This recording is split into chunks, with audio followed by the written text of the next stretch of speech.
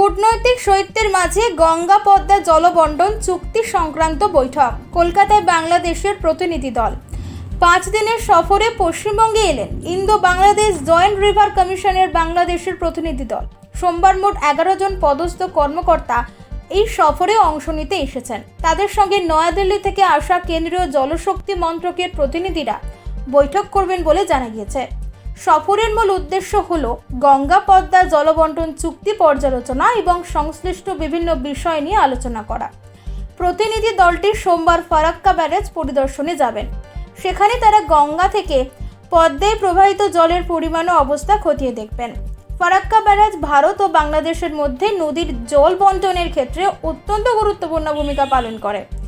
গঙ্গা থেকে নির্ধারিত পরিমাণ জল কিভাবে পদ্মায় প্রবাহিত হচ্ছে তার সরেজমিনে পর্যবেক্ষণ করবেন দুই দেশের বিশেষজ্ঞরা।